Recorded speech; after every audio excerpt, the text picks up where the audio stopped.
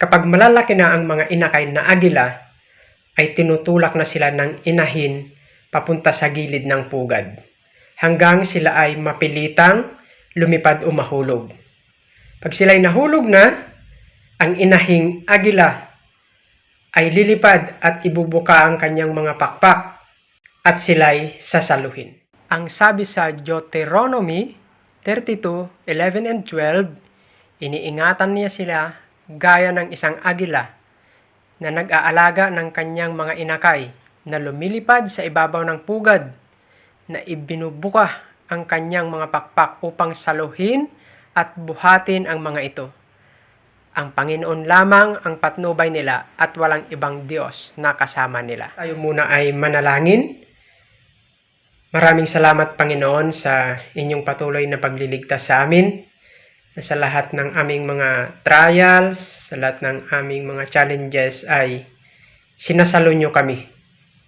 Palakasin niyo po kaming patuloy sa pagtitiwala sa inyo sa pangalan ni Jesus. Amen.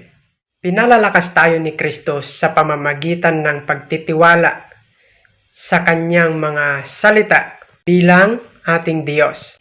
At ang mga salita ni Kristo ay palaging inuulit na mayroong kasiguruhan ng kanyang pagliligtas. Si Satanas ay inuubos ang kanyang lakas hanggang sa huling sandali upang ubusin ang katatagan ng mga anak ng Diyos.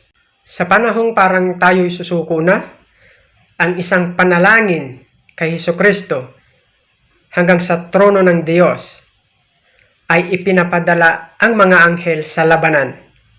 At sa panahon na iyon ay nagkakaroon tayo ng pagtatagumpay. Ang liwanag na mula sa mukha ni Kristo ay nagpapatigil sa pagsakmal ng mapanghusgang kaaway. Sinasara ng Diyos ang kanilang mga bibig at nagkakaroon ng pagtatagumpay at kalayaan ang kanyang mga lingkod. Sa pagtitiwala sa Diyos, sila ay kanyang sinasalo na parang agila at sila'y nagkakaroon ng pagtatagumpay. Kaya sa ating buhay bilang isang Kristiyano, kung nakakasubok man tayo ng mga pagsubok, mga struggles, mga matitinding challenges, huwag nating kalimutan na ang Diyos ay palaging nandiyan nakaalalay sa atin.